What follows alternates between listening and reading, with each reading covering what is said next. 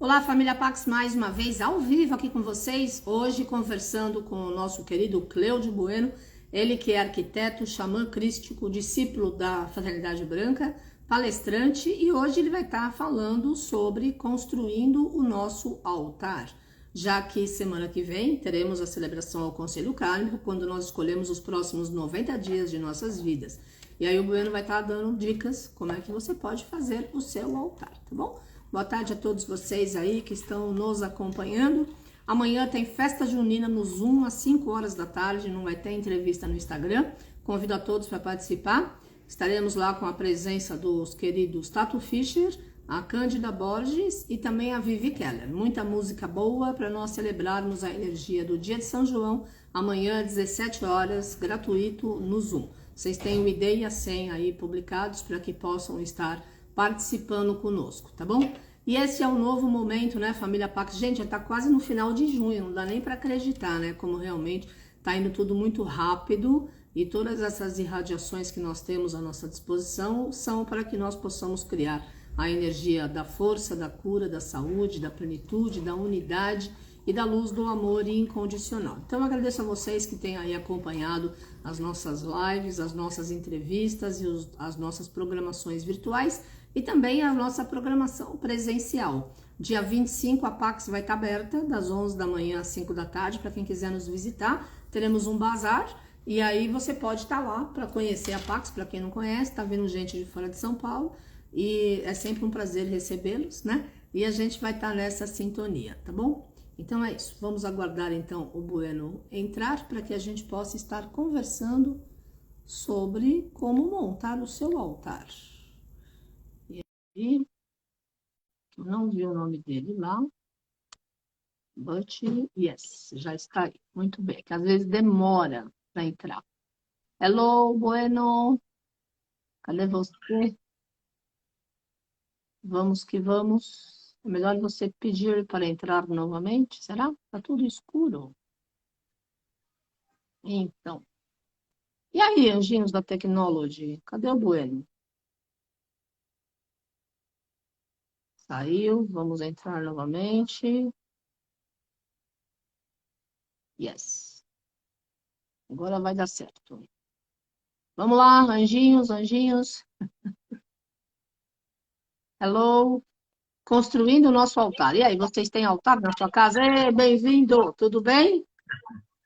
Eu chamo, mas não entra aqui eu posso fazer, né? Pois é, eu clico e não acontece nada, mas a gente continua Não tentando é que dá nada, né? certo, né? Ninguém desiste aqui, né? Então tá bom. Vamos começar, né? Fazendo a oração do Arcanjo Miguel, tá Vamos bom? lá. Então vamos pedir para o Arcanjo Miguel, vamos centralizar os nossos pensamentos, aquilo que nós queremos para a nossa vida, para aquelas pessoas que nós amamos, que estão ao nosso lado, para que ele nos dê a proteção e sempre esteja conosco a nossa família. Arcanjo Miguel, que trabalhas para o resplendor da vontade divina e da verdade, que a vossa proteção permaneça conosco sempre e por toda a nossa existência e na eternidade do nosso espírito. Nós o concebemos como um privilégio, sempre respeitando os vossos desígnios. Permitiu-nos que caminhemos sempre com dignidade e respeito aos nossos irmãos. Afastai de nós as ideias perversas e más ao nosso redor e as influências sombrias. Fazei de nós um servidor da luz, que saiba discernir e compreender e nunca julgar. Ajudai-nos em nossos dias ruins, materiais e espirituais, conscientes ou inconscientes, e nos proteja contra todos os males e os expulse da nossa caminhada. Pois a verdade, a coragem, a força e o poder é o vosso signo e o nosso também. Permitir que nossa inspiração, intuição, doação seja como a vossa espada, para nos dar a proteção e a permissão da palavra do bem, da paz, do amor e da luz. Afastai de nós as pessoas que querem nos induzir aos erros e às falhas, e que o nosso coração esteja ligado ao vosso coração e à vossa energia. Que a nossa verdade seja a vossa verdade, e que o vosso escudo seja o anteparo das más qualificações do nosso ego em nossas ações. Fazei de nós um mensageiro fiel da suprema verdade e da nossa alma. Arcanjo Miguel, protetor da humanidade, dos reinos e da nossa Mãe Terra e de todos nós. Que essa oração possa ser cumprida e ser manifestada, aqui, agora e por toda a eternidade. Amém. Amém. Muito bom. Então, hoje nós vamos falar de fazer o altar. Vamos fazer, é isso? É isso mesmo. Vamos fazer o altar. Então, vamos fazer o altar. Quando eu falo vamos fazer o altar, né, eu vou fazer aqui um modelo que mais ou menos a maioria de nós usa ou faz. Se bem que os nossos altares vai muito do nosso coração, vai muito dos nossos sentimentos e vai muito do nosso amor a determinadas, vamos dizer assim, mestres, a determinadas entidades espirituais, ascensas, que estão ao nosso lado. Mas o que significa, então, fazer um altar? O altar, na verdade, ele é feito para que nós possamos estabelecer na nossa casa, no nosso local de trabalho, né, um foco de luz, que é ter Deus como o Senhor do lar, da casa, do escritório, da onde, na verdade, nós vamos fazer a nossa doação, nós vamos fazer as nossas rezas, as nossas orações, as nossas invocações, os nossos pedidos, né? E vamos fazendo assim uma parte do nosso coração, uma parte da nossa devoção através daquilo que nós amamos, que é uma aliança. O que nós estamos procurando quando a gente faz um altar é uma aliança através dessa devoção, através desse amor, aonde a gente leva as nossas orações, invocações, como disse, petições, rezas, para nós, para quem precisa, para o planeta, para os reinos, os elementos, os elementais, os Elohims, os anjos, os arcanjos, aos nossos ancestrais, aos nossos antepassados. O altar, na verdade, é onde a gente coloca e é colocado um foco de luz que desce dos céus até onde ele está e possa se expandir por todos os ambientes, ou por toda a casa, por todo o escritório, aonde ele está alocado. E ali nós vamos falar com os mestres, nós vamos falar com os anjos, com as entidades espirituais, e vamos estar fazendo assim um lugar onde essa luz que desce dos céus até esse altar, ela possa ser magnetizada sempre até o ponto que ela possa transformar e purificar todas as energias negativas que, porventura, possa vir ou estar sendo estabelecida dentro daquele espaço onde o altar está sendo feito.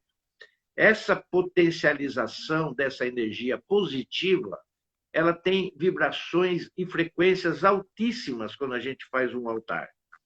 Porque, além da proteção dos membros da casa, todos os seres, eles ficam também junto conosco no espaço maior quando a gente sai dela.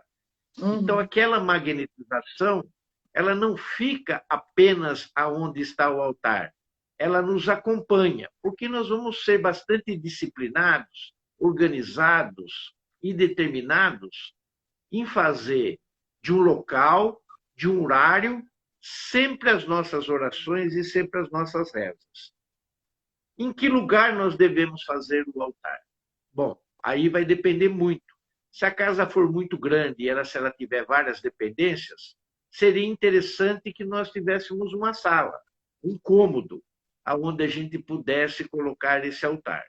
Se não, a gente vai arrumar, na verdade, um cantinho para fazer esse altar. Ou vamos arrumar uma prateleira. Muitas pessoas fazem o altar também dentro do guarda-roupa, porque depois abre o guarda-roupa como se fosse, na verdade, um santuário, né? Como se fosse uma capelinha, abre as portas do armário, ali está o altar, você reza e depois você fecha a porta também. Ou senão você pode montar o seu altar numa mesa. Você põe uma mesa mais ou menos do tipo retangular, não quadrada, mas do tipo retangular. E ali você pode também arrumar um móvel, desde que ele esteja encostado na parede, porque a gente vai precisar fixar algumas coisas nesse altar. E quando eu digo fixar, porque pode ser na parede, mas se tiver uma boa amplitude de largura essa mesa, talvez caiba tudo nessa mesa. Bom, o que a gente pode fazer, em primeiro lugar, antes de montar o altar? É saber a localização certa do leste. Nós precisamos saber aonde está a direção leste, porque nós vamos fazer o altar justamente encostado nessa face oposta. Por quê? Porque quando a gente estiver rezando, a gente vai rezar justamente de frente para o sol. Nós vamos rezar de frente para o sol, aonde está o nosso altar. Então, é difícil que a gente monte assim o nosso altar se ele não estiver voltado para o leste. Então, a gente precisa estabelecer e colocar ele de frente para o leste, para que a gente sempre esteja rezando em favor do sol. Outra coisa que a gente precisa ver, quando a gente vai montar o nosso altar, é saber em cima do que a gente está montando. Né? Por exemplo, aqui na minha casa, eu tenho uma facilidade muito grande no altar principal da casa, porque eu tenho a lareira, e depois, abaixo da lareira, eu tenho mais 2 patamares, que eles são praticamente de mármore. Então, os altares devem ser feitos em cima de mármore ou de pedra. Quando eles não são de mármore ou de pedra, e eles vão ser feitos, por exemplo, na madeira, aí, não que a gente não faça no mármore também, e também não faça na pedra. Mas tem algumas condicionantes, por exemplo, que a gente tem que agir primeiro, como, por exemplo, arrumar uma toalha de preferência na cor branca. Na cor branca. Você põe uma toalha, não precisa cobrir praticamente toda a área da mesa, ou da prateleira, ou do mármore, ou da pedra, mas seria conveniente que ela fosse branca. E fazendo isso, a gente vai estar, na verdade, fazendo uma consagração para a representação nesse altar da força e do poder que a gente vai precisar que ela seja imantada. Essa toalha branca, na verdade, ela não precisa ser necessariamente alguma coisa que se estenda até a parede onde o altar vai ter que estar encostado. A gente tem que ter um encosto desse altar. É necessário fazer o encosto desse altar. Por quê? Porque algumas coisas que nós vamos colocar no altar, é necessário que ele esteja bem próximo da parede. Porque algumas coisas que não forem fixadas na parede, ou colocado na parede, ou pregado na parede, ela vai ser encostado na parede. Se ela não for encostada na parede e ela não estiver na parede, isso pode, com o vento, ou com uma mexida de guarda-roupa ou não, isso tudo pode cair de cima do altar. Sim. Então, essa coisa de estar encostado precisa estar lá. Bom, como que nós vamos compor agora a composição desse altar? Por onde a gente começa? Bom, a maioria de nós começa sempre com a presença divina eu sou. A gente começa e põe a divina presença eu sou no centro. Logo que a gente põe a divina presença eu sou no centro, a gente coloca 2 velas de cada lado. Geralmente, essas velas, elas podem ser de qualquer cor dos 7 raios, né? Geralmente, elas são brancas. Geralmente, elas são brancas. Por que elas são brancas? Porque nós estamos oferecendo aquele momento ritualístico, aquela reza, aquela oração, nós estamos oferecendo para os nossos pais celeste, do Logos, do grande Sol central. Nós estamos oferecendo para Alfa e para Ômega. Nós estamos oferecendo para esses pais o nosso altar, porque dele vem todo o resto. Aí vem os nossos pais solares, aqui, né, do sistema solar nosso, que é Hélios e Vesta, depois desce, vem descendo até a hierarquia da fraternidade branca, e aí fica uma constituição mais ou menos bem armada. Outra coisa que nós colocamos no nosso altar são as imagens dos mestres. Nós colocamos as imagens dos mestres. Antigamente, eu não sei, porque eu não chequei com a Laisa, foi um descuido meu, de tanta coisa que eu tive para fazer hoje, se nós ainda temos altares na Pax. Mas, geralmente, os nossos altares da Pax, ele vem aberto já com a presença divina no centro, e aí vem, de um lado, vem o mestre Elmória, o mestre Saint Germain, e do outro lado está o mestre Jesus com o mestre Kutubi. Então, ficam, na verdade, duas figuras de cada lado, e aí fica a divina presença no meio. E você fecha como uma sanfoninha. Só que nós já deixamos aberto. A gente sempre deixa aberto. Geralmente, na frente da presença divina Eu Sou, nós costumamos deixar um cálice ou uma taça de cristal, bem no centro, porque significa aonde, na verdade, vai ser despejado todas as bênçãos e toda essa magnetização que a gente procura na representação feminina de ômega e na representação masculina de alfa, né? Que são as duas velas brancas. Ah, mas eu não quero pôr as duas velas brancas. Bom, algumas pessoas deixam as velas brancas em termos de palito e outras deixam as velas brancas de 7 dias, né? Alguns de nós deixamos uma vela no centro, no lugar da taça, de 7 dias. E deixamos as outras palitos ao lado. E essa vela de 7 dias ao meio que nós deixamos, geralmente nós escolhemos uma cor mais apropriada para o tipo do ritual, ou da cerimônia, ou da oração, ou dos pedidos, ou da invocação que a gente vai fazer. Muito bem. Falando isso, nós temos que lembrar que o altar é uma grande presença divina dentro da nossa casa, do nosso lar, do nosso escritório, ou da onde a gente esteja.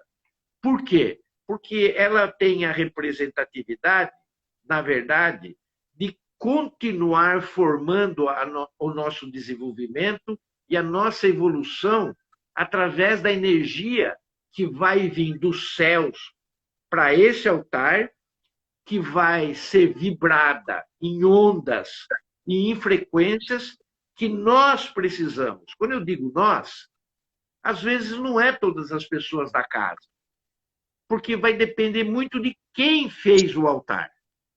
A pessoa que fez o altar é o responsável pelo altar.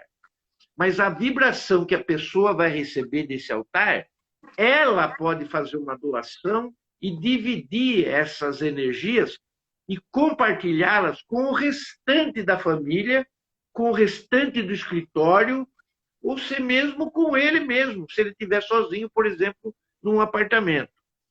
A taça, uma coisa que eu esqueci de falar, ela deve estar sempre vazia e limpa, justamente para que essa abordagem dessa energia que vem do alto, ela possa estar sempre cheia. Cheia. A taça ou o cálice, ele precisa estar sempre cheio. Bom, vamos falar um pouquinho a respeito das duas velas, porque as duas velas, às vezes, ela tem um princípio diferente, né? Eu, por exemplo, tenho um altar no meu quarto. O altar do meu quarto sempre tem duas velas que eu não acendo, as laterais. Eu quase nunca acendo. Mas quando eu uso o altar principal da casa, para alguma cerimônia ou algum ritual, eu sempre acendo. Então, vai depender muito das condições daquilo que você está fazendo na hora. E não existe uma regra assim absoluta ou certa, né? Nós podemos, na verdade, além das duas velas que estão lá, que eu já me referi, a alfa e a ômega, a gente pode pôr qualquer outro tipo de vela que represente os 7 raios que vêm do coração desses pais solares nossos. A gente pode colocar. A gente pode colocar a vela azul, a gente pode colocar a vela dourada ou amarela, se não tiver dourada, a vela rosa, a vela branca, que representa os pais solares, a vela verde, a vela rubi e a vela violeta, né? Ou roxa, como querem alguns, né? O que a gente faz também nessas cerimônias é pedir ou ter a presença de um anjo no altar, né? Geralmente, geralmente a gente coloca uma imagem ou coloca uma estatueta pequenininha do Arcanjo Miguel. Por que o Arcanjo Miguel? Por que eu não posso pôr de um outro anjo? Não, você pode pôr de um outro anjo. É que o Arcanjo Miguel representa o anjo da família. O Arcanjo Miguel representa o anjo da família. Ou senão, um anjinho que possa representar o anjo da guarda. Aquele anjinho que a gente tinha na parede, ou tinha no criado mudo, quando a gente era criança, para ele ficar tomando conta da gente quando a gente dormia. Né? A gente pode colocar algumas estatuetas, além do anjo? Pode. A gente pode colocar algumas imagens de outros santos, de outros seres espirituais? Pode. A gente pode colocar cristais? Pode. A gente pode colocar alguns símbolos? Pode. A gente pode colocar um punhal, uma espada no altar? Pode. Lembrando sempre que esses, vamos dizer, materiais que nós estamos colocando de vontade própria, eles não podem ser usados. Eu nunca vou pôr uma espada no meu altar e vou pôr uma adaga ou um punhal no meu altar para usar ele numa determinada cerimônia e depois colocar ele novamente lá. Não. São símbolos, são simbologias que representam uma determinada força e uma determinada energia que nós queremos ver no nosso altar. Posso pôr pirâmides? Posso. Posso pôr pedras que não sejam cristais? Posso. Eu posso pôr flores? Posso. Eu posso pôr plantas? Posso. Quer dizer, eu posso incluir uma série de condições dentro do meu altar para que ele seja, na verdade, um altar que possa representar aquilo que eu tenho como seres de devoção, de carinho, de amor, e que eu presto, vamos dizer assim, as minhas reverências aos céus. Por exemplo, imagens, vamos supor, aqui na minha casa, né? Era eu, meu pai e a minha mãe. Nós sempre temos a imagem da família sagrada em algum lugar. Sempre. Ou temos em alguns outros lugares, vários da casa. Mas eu tenho a figura da família sagrada no meu altar. Eu tenho. Pequenininha, mas eu tenho. Comprei na Aparecida do Norte. É um tubinho de ensaio, um tubinho de ensaio atrás. Tem uma imagenzinha dentro do... como se fosse um santinho da família sagrada. Aonde está o Mestre Jesus, que que teve várias encarnações aqui na Terra, desde a casa de Davi para cá, mas mesmo lá no tempo de Adão, ele já tinha comparecido, né? José, que era o pai de Jesus, que numa das encarnações foi o mestre Saint Germain, e a Maria, que representa, na verdade, a energia feminina, não do Espírito Santo, mas da mãe do mundo. Sim. Então, ela tem uma representatividade muito maior do que aquilo que nós imaginamos, né? Aí, no caso, José é o pai, Jesus é o filho, e Maria, né, que seria a energia feminina, ela representa a mãe. Mas a mãe de quem? A mãe do mundo. Fale. Não, tem uma pessoa perguntando se pode colocar fruta no altar. Olha, eu coloco. eu sempre tenho 3 maçãs no meu altar, de frente da imagem da mestra Kuan Yin. Mas ela tem toda uma referência diferente para mim e significado por causa de algumas iniciações que eu fiz com ela, né? Mas geralmente as pessoas não colocam, né? Porque tem medo de bicho, de animais, né? Dependendo de onde você mora, alguns animais podem ser estranhos, lagartixa, né? Por exemplo, ratos, né? Dependendo se você tem gato, eles vão subir dentro do altar para mexer com a fruta. Vai depender muito de onde você está, né? E outras coisas que você pode colocar no seu altar são mestres do vosso carinho, né? Do vosso carinho. Porque se você não tiver aquele altar que é meio sanfonado e que abre, né? Que tem a presença divina, eu sou no meio, e que depois tem o Moria, Saint Germain, do outro lado tem Kuthumi e Mestre Jesus, você pode arrumar fotografias dos seus mestres, pôr em porta-retrato e vai pondo no seu altar. Eu já falei do Arcanjo Miguel, que é o protetor da família, né? Mas eu quero falar, por exemplo, de outras deidades que a gente pode colocar. Por exemplo, Shiva. Nós podemos colocar Shiva no altar. Mas, bueno, por que a gente vai colocar Shiva no altar? Porque ele protege a baixa vibração. Toda baixa vibração que possa vir para esse altar, ele vai destruir, porque ele é o destruidor. Uhum. Mas ele é o destruidor daquilo que não é legal.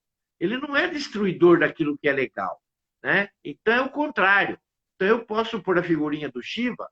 Posso, porque ele destrói, então, as energias e as baixas vibrações que não competem às energias do Pai.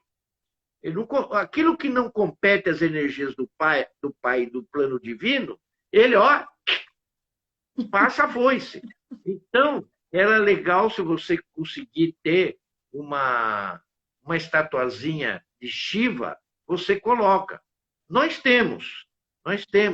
fomos várias vezes para a Índia, e a gente, quando vai para a Índia, vamos dizer assim, de 100% dos templos que existem, 80 é de Shiva. Sim. Né? 15 é de Vishnu. 5 é de Brahma. Mais ou menos a condição é essa. E quando eu falo essas condições, eu estou falando também da energia feminina deles. Né? Quando eu falo de Shiva, eu falo de Parvati. Quando eu falo de Vishnu, eu falo de Lakshmi, né? E assim sucessivamente. Né? Cada um com a sua identidade, que lá no templo, na verdade, às vezes tem as duas figuras. Né? Então, já que eu falei da Lakshmi, né? Eu posso pôr também essas divindades femininas. Né? Eu acabei de falar da Kuan Yin.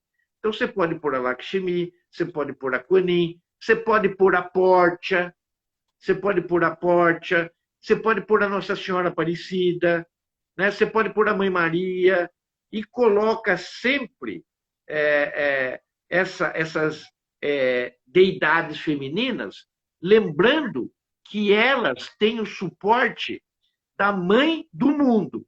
Porque se não for colocado com essa intenção da Mãe do Mundo, a energia feminina ela perde um pouco da sua natureza e da sua força. Você falou do Vishnu, Bueno. Posso pôr uma estatuazinha do Vishnu? Claro, porque o Vishnu, na verdade, ele está representando o santo ser crístico. Sim. Quem fazia as minhas vivências de xamanismo crístico sabe exatamente em que posição que nós estamos falando agora. Porque ele representa o santo ser crístico e o eu superior, que é o mensageiro de Deus entre a presença divina, eu sou, e o ser humano. Então, essa representatividade é muito forte. Ela pode significar o eu superior como sendo o anjo da guarda nossa, como muitas pessoas falam e acham que é, e pode até ser. Não é o meu caso. O porque eu vejo a representação do santo ser crístico exatamente dentro da função que ele é, que é o eu superior. É essa o eu superior, e é nesse lugar que agora o mestre Saint-Germain age em nós, naquele grupo do dia 29 de maio do ano passado, que pertence a todas as vivências do sábado, que ele vem usando essa presença nossa para que nos faculte o desenvolvimento e a nossa evolução espiritual. O Vishnu, além de ser o mantenedor, vamos dizer assim, da criação, ele também é o alimento necessário para o nosso, vamos dizer assim, para o nosso aprimoramento do plano divino. E Lakshmi, ela faz o contraponto. Ela, na verdade, é o representante do Vishnu, porque é a sua consorte, né? Do lado feminino é a sua consorte, e ela nos alimenta as nossas necessidades materiais diante da nossa evolução de alma, em busca, na verdade, da nossa humanização e do plano divino aqui na Terra. Essa humanização nossa, ela vai de tal ponto que ela vai subindo e vai perdendo referência diante de Vishnu, que trabalha o plano divino. Então, o que acontece? Logo, o ser vai desaparecendo, o ser humano, a humanização. Ele vai desaparecendo. E quando ele desaparece, o outro acaba englobando ele totalmente, acaba desaparecendo, porque aquele ser humano, na humanização e diante da iluminação, ele se torna apenas um ser. Ele deixa de ser o ser humano. Ele passa a ser um ser. Então, diante dessa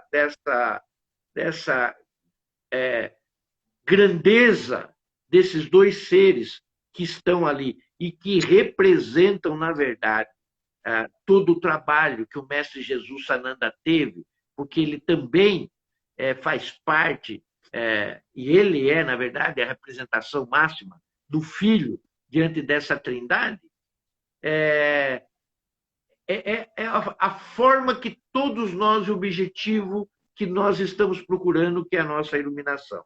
Bom, e como é que ficou a historinha do Brahma nessa história toda? O que aconteceu com o Brahma? Porque o Brahma só tinha 5% dos templos. Se você chegar na Índia e perguntar, eu quero ir num templo do Brahma, o camarada vai falar, então você pega o trem, você pega o avião, você pega o carro, é sempre longe, né? Porque na Índia é tudo longe, não tem nada perto, né? E é tudo muito grandioso. Né? Você pega o trem, em vez de estar todo mundo sentadinho, o trem cabe 50 passageiros, tem 200 dentro do vagão. Então é tudo uma loucura. Né? Mas e o Brahma, como é que fica nessa história? O Brahma é o pai. O Brahma é o pai. O Brahma é o raio azul. Né? As divindades femininas, como eu falei, elas portam a mãe divina dentro do raio, vamos dizer assim, rosa, entre aspas, porque quando a gente reza, a gente fala pai e mãe, a gente já associa uma coisa, depois filho e depois Espírito Santo. Então, ela estaria vinculada, na verdade, junto com o pai, essa energia feminina, né? Ela estaria junto com Brahma, que representa o pai e envia essa energia do quê? Da criatividade. Sim. O pai energiza a figura do primeiro raio da criatividade, ou seja, da vontade divina, da disciplina, né? Da determinação, da força, do poder, da coragem, da fé, da proteção, e as coisas vão assumindo uma condição diferente, porque nessa criatividade você inclui os seus novos projetos, você inclui os seus sonhos, você inclui os seus desejos, todas as suas necessidades e soluções dos seus problemas. E lá no seu altar, se uma dessas figurinhas estiverem lá, ou na rua representatividade, seja de imagem, seja de estatueta, você divide com eles esses problemas. Os problemas não passam a ser só seus. Você os divide com eles. E dividindo com eles, você tem maior chance de resolvê-los, de solucioná-los. mas a verdade tem que ser dita. A gente também não pode só jogar os problemas e dizer assim, os problemas não são só meus, os problemas também são seus. Mas nós temos que dividir também os momentos de vitórias, os momentos de glória, os momentos de sucesso que nós temos, nós também vamos ter que dividir. Não só os problemas, mas as vitórias também. E o nosso altar, ele tem que ser lembrado que ele tem que ser usado todos os dias. Todos os dias. Porque se ele não for usado todos os dias, a coisa vai ficar muito complicada para nós todos. E lembrando que se você tiver filhos, você também pode fazer um altarzinho pequenininho para o seu filho. E já vai ensinando-os, desde pequeno, o que é rezar, quem são as figuras que estão no altarzinho dele, para que ele tenha uma comunhão com os ascensos. Sim. Seja com os mestres, seja com a família sagrada, seja com a divina presença eu sou, porque tudo isso vai criando uma familiarização e que a gente vai fazendo uma educação e uma conscientização para, de fato, esses momentos que a gente está vivendo, que é do terceiro milênio. E nós estamos no século XXI. Então, se nós não tivermos uma preocupação com as nossas crianças, a coisa também vai ficar muito delicada. Bom, uma vez que eu vou fazendo a instalação, vamos chamar assim, do meu altar, eu vejo que nós temos as condições para começarmos a fazer algumas orações para ir imantando aquelas coisas que nós colocamos no nosso altar. Geralmente, eu faço uma Ave Maria, eu faço um Pai Nosso e uma grande invocação. Mesmo quando eu estou colocando as coisas no meu altar ou estou tirando alguma coisa do meu altar, que é muito difícil eu tirar alguma coisa. É mais fácil eu colocar do que tirar. Mas, ao mesmo tempo que eu estou fazendo isso, eu já estou acendendo a vela. Mais tarde eu falo esse propósito de acender a vela. Eu não quero misturar muito agora. Então, eu estou acendendo as velas também. Estou acendendo as velas e já estou colocando na minha mente, naquelas orações, as minhas intenções para quem? Alfa e Ômega. Esses são os nossos pais solares, né? Não do nosso sistema, não do nosso Sol, mas do Logos. Esses são os nossos pais. Então, a minha cabeça já está lá. Acendo também um incenso. Depois que tiverem as velas acesas, e se tiver uma vela central, eu vou na vela central e acendo um incenso. E continuo fazendo as minhas orações. E continuo acendendo tudo que eu posso no meu altar. Eu tenho várias condições de luz no meu altar, né? E eu vou acendendo-as todas. E conforme eu estou com incenso, e vou rezando depois das velas acesas. Depois, em voz alta, eu digo, em nome da presença divina, eu sou o que eu sou. E da chama trina em meu coração, eu consagro esse altar e essa casa, nas chamas dos magníficos altares celestes, no fogo sagrado dos 7 raios de luz, vindo do coração de Alfa e de Ômega e do grande Sol central. Peço pela elevação e purificação das energias nesse local, e que elas tenham uma forma em espirais ascendentes, da mais pura luz dos nossos Elohims, astreia e pureza.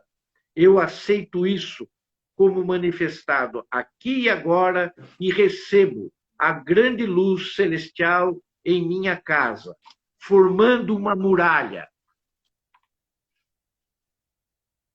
de estrutura aonde eu possa recebê-los através de toda a proteção do nosso amado Redentor, Mestre Jesus Sananda e a sua luz, unindo o altar do nosso Pai do nosso céu ao nosso altar aqui na terra. Está feito, está selado, está terminado. Essa frase eu falo 3 vezes. Está feito, está selado, está terminado. Está feito, está selado, está terminado. Em nome de Alfa e Ômega, Hélios e Vesta, Gautama Buda e Primeva. Amém, amém, amém. Assim seja, assim seja, assim seja. Assim é, assim é, assim é. E agora, ancorado no altar do meu coração, onde se encontra a chama trina, azul, dourado e rosa. No meu lar, na minha casa, na minha família terrena e celestial. E aí eu faço 9 ons. Om, om, om, om, om, om, om, om, om. Às vezes eu faço até um a mais, em consagração ao querido e amado mestre e avatar para os próximos 2000 anos, a Idade de Ouro, a Era de Aquário, o nosso querido e orientador mestre Saint Germain, pelo número 10, que é o seu número celeste. Então, às vezes, em vez de 9, eu faço até 10. Mas isso significa mais uma vontade de cada um do que, na verdade, uma instrução, né? Bom, o altar está montado, eu fiz todas as minhas orações, fiz as minhas petições, né? Eu estou num lugar ali que é fixo, que é meu, e só eu vou estar naquele local, ninguém da casa mais está usando, porque se alguém quiser que faça o seu altar, que vá rezar no seu altar. Mas vem uma pergunta que não quer fugir. Como eu limpo isso? Isso é um problema, que muitos de nós, às vezes, demora muito para limpar. Demora demasiadamente. Às vezes, nós limpamos justamente 2, 3 dias antes do conselho kármico. Ou naquele conselho kármico de dezembro, quando vai virar o ano. Ou no conselho kármico da metade do ano, quando a gente também vai mudar de um semestre para o outro. A gente não muda muito o altar, porque cada vez que a gente muda o altar, a gente tem que fazer toda uma nova consagração. Sim. E essa limpeza, ela é feita e processada só pelas pessoas que utilizam o altar, como eu estava falando. Sim. Ninguém pode mexer naquele altar da casa. Ah, mas a minha mãe passou lá, viu que estava cheio de poeira e foi limpar. Não! A sua mãe não pode, aquele altar não é da sua mãe. O meu pai passou na frente e viu que o copo estava vazio, foi lá e pôs alguma coisa no copo para ele não ficar vazio. Não! Ele não pode pôr nada no copo para ficar vazio. Ele tem que continuar ficando vazio. E antes de começar, sempre, essa energia do altar, ela tem que ser elevada e resguardada aos níveis etéreos, vamos dizer assim. Sim, claro. Etéreos. Claro. Porque ela tem que ficar resguardada de alguma maneira, porque ela vai ter que descer de novo onde ela estava. E aí a gente tem que dizer na hora de limpar: amada presença eu sou, envie os seus anjos de luz para elevarem ao éter divino as energias do nosso altar, permitindo-nos que possamos limpá-lo agora.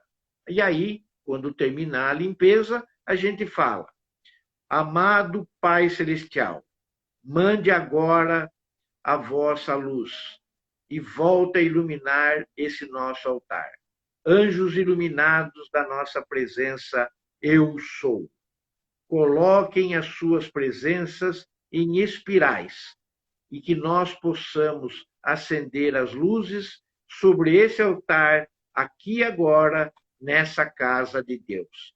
Essa é uma oraçãozinha simples, fácil, mas que você pode fazer outra, né? Porque a gente tem que ter o desembaraço também do nosso coração para a gente falar através das nossas palavras. Claro. Não precisa ser necessariamente as que eu estou usando.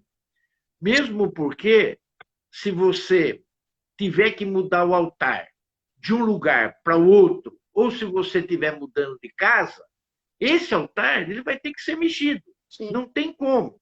E aí nós vamos ter que mudar o altar de local ou vamos ter que mudar o altar de casa. O que nós deveremos fazer, então, antes que isso seja feito? Antes que isso seja feito, nós devemos sempre rezar no altar antes de mexê-lo para um outro lugar ou antes de nós mudarmos ele para um outro lugar. Essas orações de energias, elas têm que ser elevadas e na busca do resguardo para que aquela energia que já faz parte dele, ele esteja depois também em outro local. Uhum. Então, nós temos que pedir que essas energias elas sejam transportadas e não transformadas para o lugar diferente dentro da casa ou, se nós tivermos de mudança, para um outro local. Nós devemos guardar todas as peças em conjunto, ou seja, numa caixa, de preferência numa caixa. Muito bem resguardado tudo. E elas devem ser transportadas, todas elas, nessa caixa. Ali tem a energia. Sim. A energia ela está reclusa. A energia ela está ali. E depois nós vamos fazer detalhadamente a construção do outro altar da forma que nós tínhamos no local antigo, seja nós estamos levando para um outro lugar na casa ou numa outra casa, de uma forma assim, aonde nós estaremos transferindo para aquele local detalhadamente aquilo que nós tínhamos implantado no primeiro local. Então, é uma coisa muito sagrada, né? A gente está falando de Deus, Sim. a gente está falando do Criador, a gente está falando de uma energia do qual a gente não pode virar as costas. Claro. A gente não pode virar as costas. Então, é uma cerimônia, é um ritual que nós estamos fazendo. E aí a gente pode falar: amada presença eu sou, envie os seus anjos de luz para elevar ao éter divino as energias do nosso altar, permitindo-nos transportá-lo agora para. E aí você descreve: para a sala de jantar, para o meu quarto, para a sala de estudo, ou para o endereço da nova casa. Para tal lugar, Rua Felisberto Amadeu, número 130 e pouco, bairro das Flores, né? Cidade tal, né? País o Brasil. Você tem que descrever de uma forma tão detalhada como às vezes a gente está trabalhando com aquelas pessoas que estão doentes em outros lugares, em algum hospital. A gente fala do leito, a gente fala do número, a gente fala do quarto, a gente fala do nome do paciente, às vezes até o número da pulseirinha. A gente fala dos pais do paciente. Porque se tiver um outro paciente com o mesmo nome, ou outros homônimos, naquele hospital, né, você não está ferindo aquilo que você quer. Então, tem que ser as coisas muito detalhadas da forma que a gente possa atingir o nosso objetivo maior, que é sempre a natureza e a instalação. Quando acabar de montar o altar no novo local, aí a gente tem que fazer aquela refazer aquela consagração que a gente fez da primeira vez que a gente estava montando. Ou seja, a gente tem que fazer tudo de novo, né? Sim. E aí, em voz alta, de novo, sempre em voz alta, de novo, a gente tem que dizer, de frente para o altar onde ele foi montado, aquelas mesmas duas velas que estão na lateral, brancas, para alfa e ômega, eu sempre me refiro aos pais siderais, e lá a gente começa. Em nome da presença, eu sou o que eu sou, e da chama trina, em meu coração eu consagro esse nosso altar agora, e aí tem a frase que tem a mudança. Transportado para a nova casa, que tem o endereço XYZ, ou para o novo local. Eu insiro esse local. E aí eu continuo. Na chama dos magníficos altares celestes, no fogo sagrado e nos 7 raios de luz vindo do coração de Alfa e de Ômega, no grande Sol central. Peço pela elevação e purificação das energias desse local e que as espirais ascendentes da mais pura luz dos Elohims, Astreia e Pureza, que na verdade são os Elohims, vamos dizer assim, do 4º raio, né, da cor branca.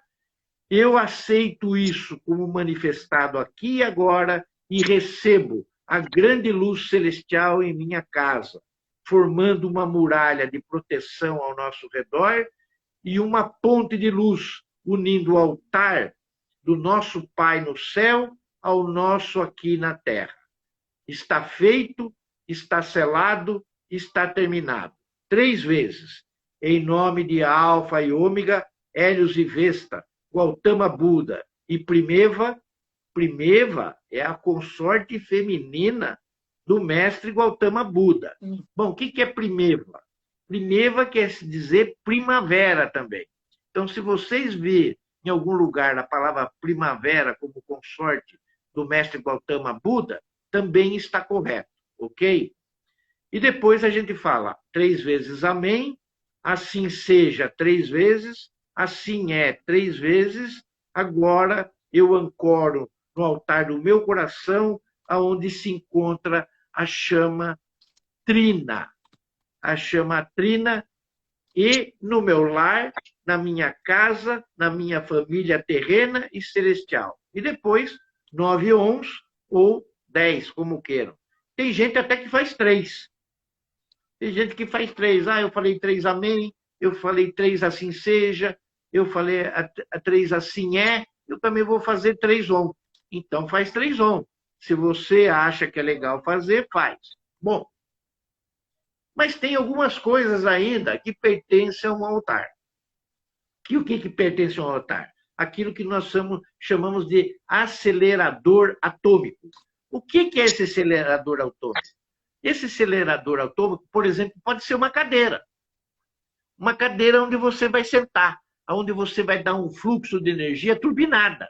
Eu quero dar uma turbinada na cadeira onde eu sento para fazer as minhas orações. Eu me lembro que no início das orações que eu frequentava na sua casa, havia 2 cadeiras iguais.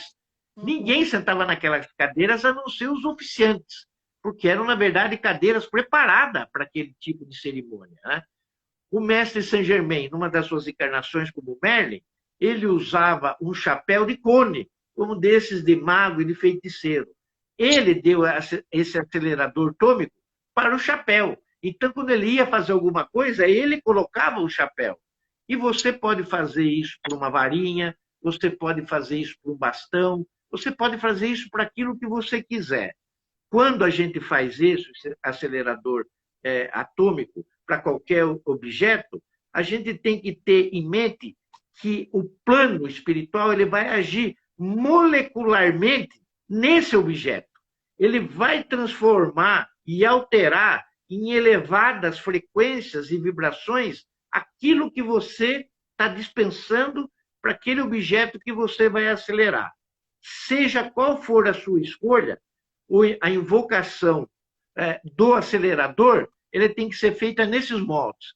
Em nome da chama trina em meu coração, eu invoco a minha amada presença eletrônica, o eu sou o que eu sou, para que sobreponha a essa cadeira, chapéu, bastão, anel, seja o que for, elevado as minhas energias todas, em vez aqui que eu a use, que eu a sente, que eu coloque, seja o que for, nela. Aí você diz, amém, amém, amém, assim seja, assim seja, assim seja, assim é, assim é, assim é. Aí você pode fazer o on se você quiser, ou aí não. E também, na hora, eu tinha dito, na hora de acender as velas, a gente pode também fazer uma oração, né? Eu faço as 3 orações, Ave Maria, Pai Nosso e Grande Invocação. Mas existem também aqueles que usam, em nome do Pai, do Filho, do Espírito Santo e da Mãe Divina, eu acendo e ofereço essas velas para os nossos bem-amados pais celestiais, Alfa, e essa outra para a nossa amada Mãe Celestial, Ômega. E dessa forma, você vai já acender as luzes. E peço agora a manifestação do Santo Filho de Deus em meu coração, equilibrando as minhas energias para que esse trabalho, em nome da luz e de Deus, seja feito agora e aqui. E aí você oferece o trabalho. Eu não sei, você vai pedir para alguém, se você precisa arrumar um trabalho, sei lá, o que você precisa na sua vida, mas aí você coloca lá tudo o que você precisar. E mais uma vez você termina com amém, assim seja, assim é, e com o Zon. Aí as velas devem ser apagadas sempre no final dos rituais, principalmente se as duas forem de 7 dias. Eu, por exemplo, eu as deixo acesas até elas terminarem, mas você pode apagar se você quiser, porque a cerimônia também acabou, né? Agradece a presença de todos aqueles irmãos da luz invisíveis que também estiveram ali presentes, né?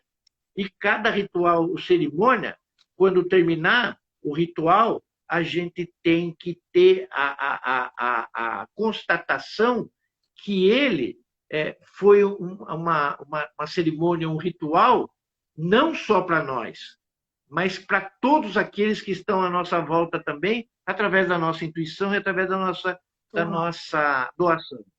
Nós não podemos... Nós não podemos... Sim, vou terminar. Nós não podemos virarmos as costas para o altar antes que essa cerimônia tenha terminado. Tocou o telefone, tocou a campainha, eu preciso parar. Para dizendo, né? Se você precisar sair daquele ritual, diga que você, naquele momento, está selando aquela energia para você dar uma continuidade posterior a ela. Ótimo. Assim, selando, nós podemos dizer: agradecemos a presença de todos os seres de luz que estiveram aqui, nos apoiaram nesse trabalho, nesse ritual em prol da vida, dos reinos, elementos, elementais, anjos, Elohims, através dos nossos ancestrais e por aí vai. Agradecemos a nossa constituição e ao nosso espírito, a alfa e a ômega, apaga as duas velas, né? Agradece também toda a fraternidade branca ascensa e diga: está feito, está selado, está terminado. 3 vezes. Em nome do Pai, do Filho e do Espírito Santo e da Mãe do Mundo. Amém, amém, amém. Assim seja, assim seja. Assim é, assim é. Om, om, om. Gratidão.